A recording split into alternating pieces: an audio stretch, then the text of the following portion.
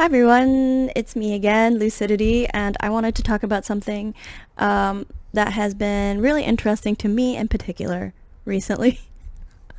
and basically, I'm like originally from New York, and I've been very focused on the mayoral election, even though I'm not living in New York City at the moment.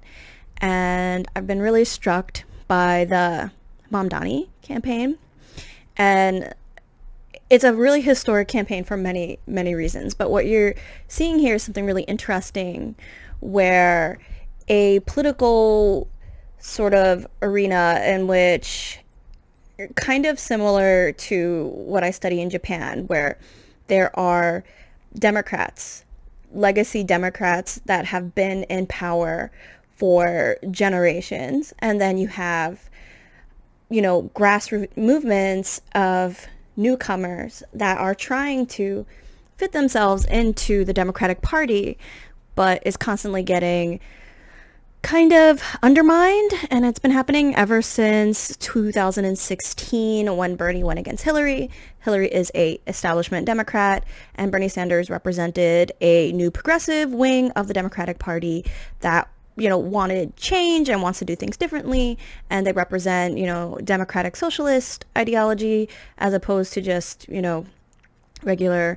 I mean, I would say like the Democratic Party, the establishment Democrats are kind of more centrist than they are anything else. But they sort of represent the status quo as is. And people have become very upset and disillusioned with the status quo. And, say what you want about MAGA and Trump. I think part of the appeal for Trump is that he was not an establishment Republican, and that's kind of leading in the other direction, sort of very heavily. I don't even know if you want to just call it straight conservative. I think it's a mix of different things happening on that end, but where a lot of people voted for Trump, not necessarily for the ideology, but because he represented a break with the traditional Republican politics, because in the US, there's a growing discontent against the establishment and the Republicans and Democratic side. I'm trying to just sort of remain objective in my analysis here, so bear with me. Mamdani was a very interesting campaign because he represented someone who is young, who is fairly less experienced in politics, but otherwise sort of argued to people that, look, we need those fresh ideas. It's not necessarily my experience that matters, but the ideas that I have, the plans that I have, and, what I represent, which is a campaign based on affordability, based off of not taking money from big corporations, all sorts of other things. And it sort of reminds me of the work I'm doing in Japan in 1945. Cuomo, right, on the other hand, Cuomo comes from a political family that has probably had connections all the way up into, his father is Mario Cuomo, who was a leader in New York as well and had all of those connections. And then Andrew Cuomo basically inherited that legacy. He was governor for quite a while. And his brother is in the news as an anchor. But both of them, I think they used to be a bit more popular, particularly during COVID. Probably one of the worst falls from grace I've ever seen in my life. Because early on in COVID, his younger brother got COVID and decided to report on it. And I just remembered everyone's like, you're so brave and whatnot. And everyone thought that Andrew Cuomo was doing such a good job with everything until it came out that actually he was sacrificing old people and engaging in behaviors that were sexual harassment allegations from numerous women, basically. And he fell from grace really hard, and both of them fell from grace at the same time. It was the biggest crash out I've ever seen happen to a political figure in such a short amount of time, because they just like rose so high and fell so far immediately after. And in this campaign, it became very clear that Cuomo was sort of representative of these politics in which he's taking money from really, really rich donors, and it's coming out that like this politician and that politician and all these people are like donating to, like, businesses that are donating to his campaign fund, whereas Mamdani's like almost completely running off of just like donations from the everyday average person and trying to represent the voices of the everyday average person. And since he doesn't have those money in his pocket, he can still campaign on the issues that he cares about without having to like sort of muddy the waters in any sort of way, and he can stay without shifting. I think people have become very keyed into when their politicians say one thing and then change it, or like don't answer the questions and things like that. So I think they've been very impressed. And that leads me to our conversation today. Look, I learned a new trick. Okay. So what does Mamdani and Ichikawa Fusae, as we can see over there, what do they have in common in terms of their arguments for, voting for change and voting for something different in their upcoming elections, right? So Mamdani is arguing for democratic socialism, doing something different in terms of caring about the working class and having free buses, things like that. And taxing like the upper echelons of businesses and people in order to pay for those services, which is not communism, by the way. It's just matching the tax rate to New Jersey and just using that to fund additional programs because we need the money, right, to do any of the things we want to do. It's just a different philosophy on terms of how we're funding things and like which things should be funded and which people's interest we should be focusing on. Ichikawa Fusae this is 1945 Japan, right? So this is the end of World War II. And there's a whole bunch of women that have now been enfranchised, and they're representing a new future for Japan. Like, what is this giant voting bloc? Like, who are they going to vote for, and what big impact can they make when they're half the population of Japan? Like, we want to see change going forward, right? And let me tell you a little bit about Ichikawa Fusae. Hold on. So, Ichikawa Fusae is one of my favorite figures to do research on. She is one of the 3 co-founders of the New Women's Association, including Okumumeo and Hidatsuka Daicho. And this group essentially leads to the overturning of the police law from the Meiji period that said that women, not only could they not vote, but they could not participate in politics at all. They were not allowed to have organizations, they couldn't join political parties, they couldn't do any of that. So in 1922, they make it so that women are allowed to officially organize politically, which is a big thing, because now women could share ideas and they could advocate for different things, and it's the first step towards advocating for women's suffrage, even though it's not women's suffrage itself. But consider that during this period, all of Japanese men could not vote either. Only men with property, only men of like high status. So Japanese men don't get the right to fully vote until 1925, right? Or is it 1924? In that range, right? So in 1924, she founds the Women's Suffrage League of Japan. So moving away from just focusing on the ability to organize, but now we want to get women's suffrage. And now that all the men have universal suffrage, women are the next step. And they get very, very close. And actually, the Japanese government is sort of prepared to start moving towards women having that right to vote. But in 1931, so essentially, they make it in the early 1930s to the point where it gets through one house of the Diet, and then it gets declined in the next house. But they think in the next vote that they'll actually get both houses to agree, and that never happens because of the Manchurian incident, which is, Manchuria is that part of northeastern China that Japan ends up taking over as a colony during this time, and they're basically mobilizing towards war against China, and it's that start of that period. So because everybody's mobilizing towards the war effort, women's suffrage takes the back seat, and nothing is allowed to be done unless it's towards, like, no political activity is allowed unless it's towards this war effort. So Ichikawa Fusae, I read her autobiography, and she kind of explains it as being against her will almost, but the government knows that she's a great leader and wants her to sort of run their or be a part of their new women's political group, which is all just propaganda, bringing women into the war effort. And she sort of wrestles with it because she doesn't support the war, but she really still wants to help women. And there's so many women saying, how can I help? What can I do to help protect my community during the war? And therefore she decides to join. This becomes a huge point of contention, though, for her, because in the immediate end of the war, she is banned from politics, from like participating or running for office. It's basically part of the big purge that they have of nationalists. Even though I don't think she would have described herself that way. And even to this day, her legacy is a little bit tainted by that, because some people say that she, was a hypocrite that went against her values. I happen to disagree. I don't think that she really wanted to support the war effort, but she did collaborate with the Japanese imperial government. So that's up for debate. However, she's still very active in 1945.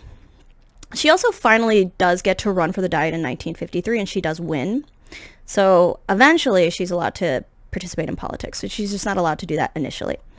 So in 1945, this is 10 days, this is my research, so 10 days after the end of the war in August, she forms the Women's Committee on Post-War Policy.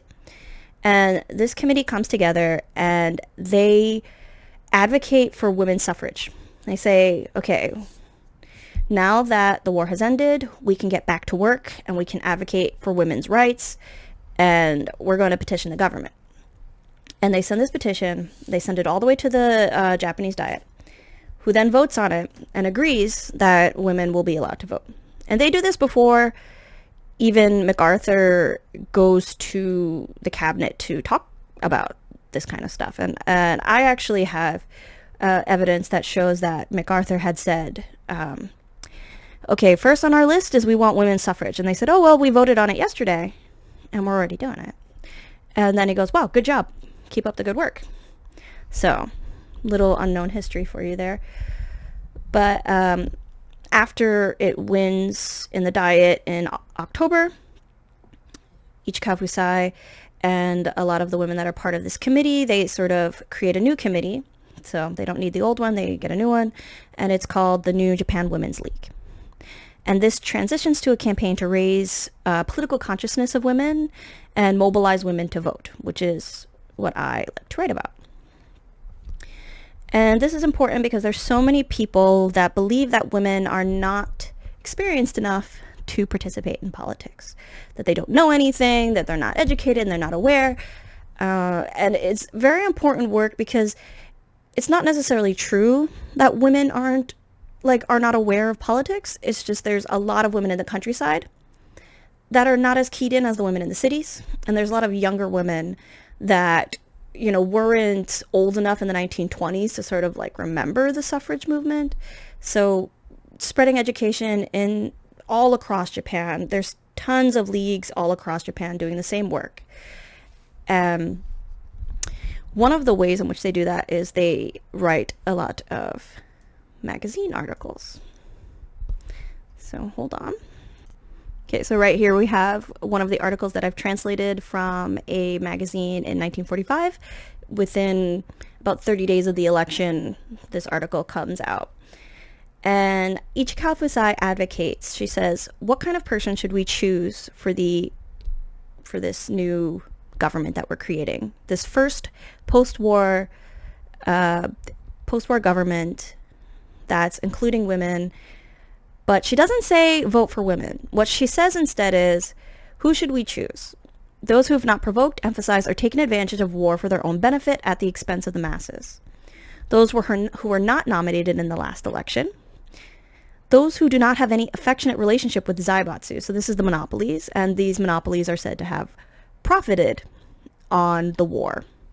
So the Manchurian Corps or the bureaucracy, etc. Those who are not a bystander to the war. Those who have not committed any illegal acts or political treachery in the past.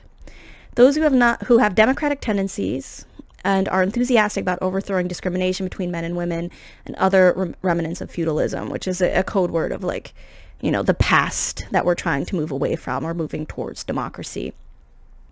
Those who are worthy to lead this new era and someone of high character and good conduct. And she says if there's a female candidate who has that good character, then you can vote for her. But she doesn't say to vote for women. What she's saying is women are part of this class of people that are untainted by the war, who don't have these stained reputations from participating in war against people in the colonies or against the people that are in Japan who also very much suffered. And it's a very interesting argument about, like, maybe they don't have experience, but what they do have is good character.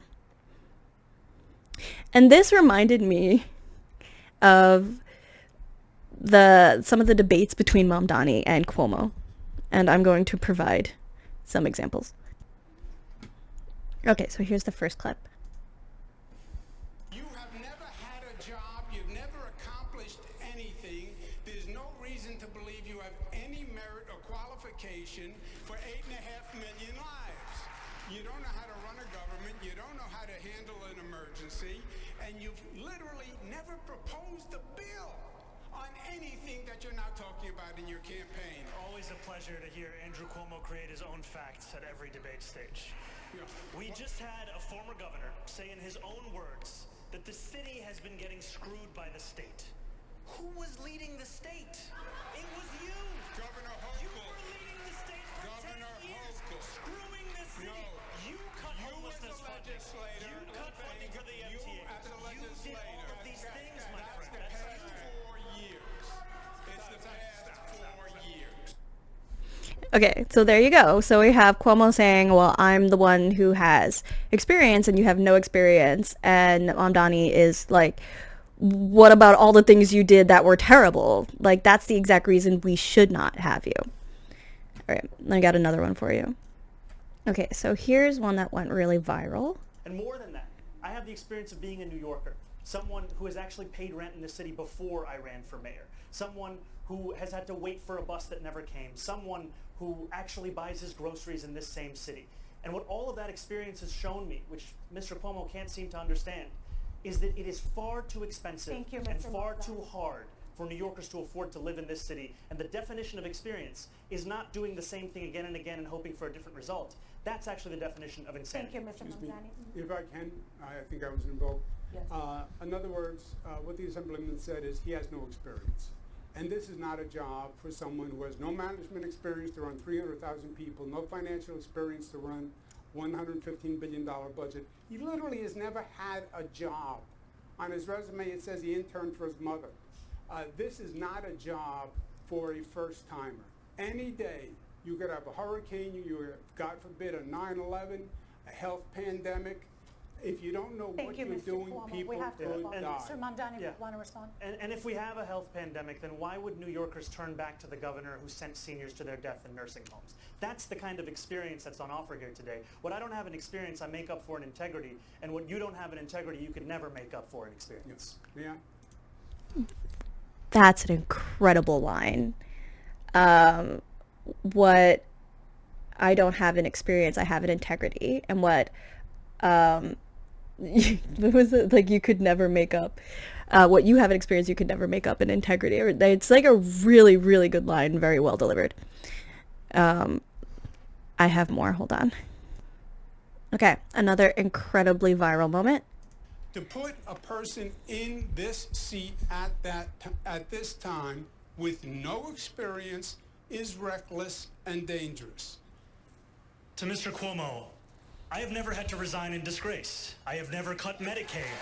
I have never stolen hundreds of millions of dollars from the MTA. I have never hounded the 13 women who credibly accused me of sexual harassment. I have never sued for their gynecological records, and I have never done those things because I am not you, Mr. Cuomo. And furthermore, the name is Mamdani, M-A-M-D-A-N-I. You should learn how to say it because we got to get it right. I must confess, I was addicted to the song, the meme song that came from that. It's just, it's you have to appreciate his debate skill, regardless of like politically what side you're on. I feel like he has just like he's just so good at speaking, and I think that has to do with.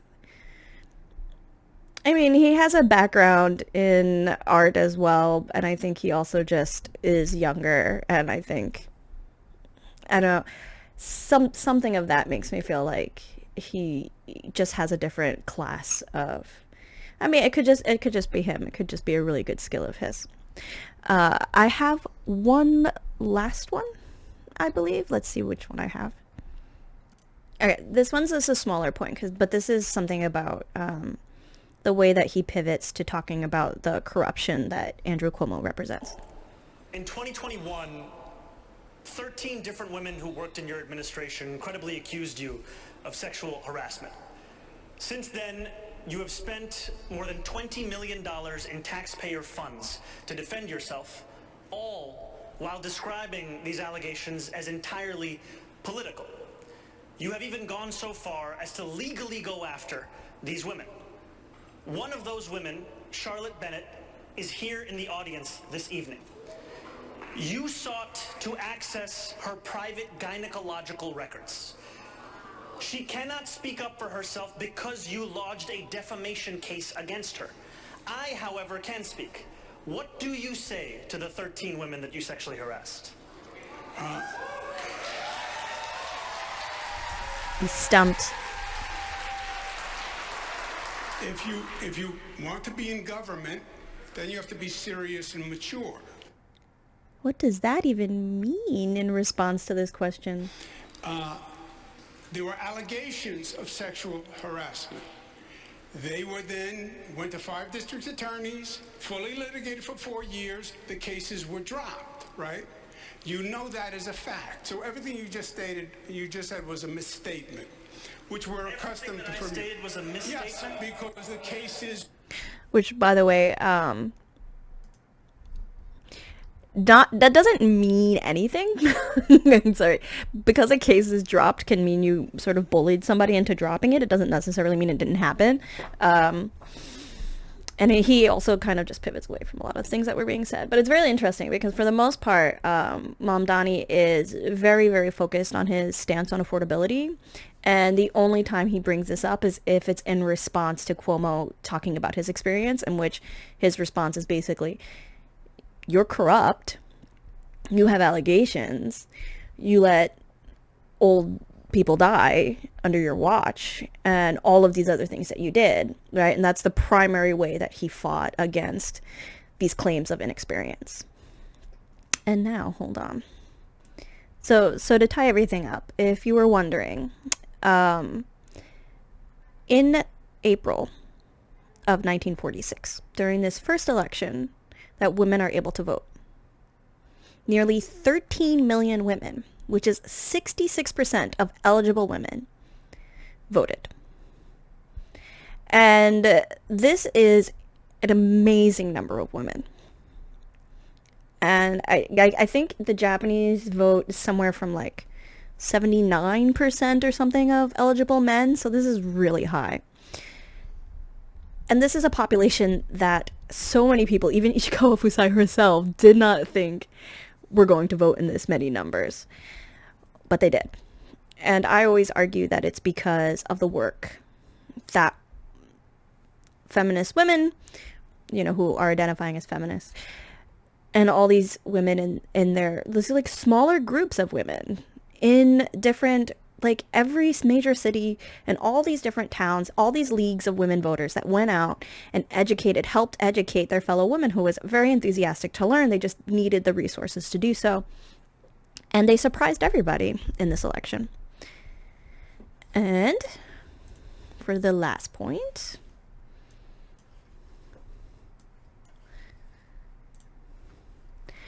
on top of that, this is a picture of the first women elected to the Diet. 38 women, which is more than half of the women that were up for election. won their seats in the national diet, which is incredible. And these women stuck together. You know what it makes me think of? Not that they're the same exact thing, but it makes me think of like all the progressives that made it into Congress in the US that include like AOC, and they called them like the squad. It's got squad energy for sure. But these women were, you know, half dressed in kimono, half dressed in Western clothing, representing different groups of women from all across Japan. And, you know, sort of regardless of the fact that women in Japan have had some of the lowest rates of political office and faced so much from here forward pushback against a government that would have preferred they stay home. The fact that, you know, these women set the standard against all criticisms against them, including that they were too inexperienced, is, I think, something that should be acknowledged. And I think, yeah, regardless of the fact that future women after this would have to face so much discrimination, so much criticism, all sorts of things that would prevent a lot of women in the future from also getting positions in government. I don't think this is due to the women themselves, and I think that these women, all the women that fought,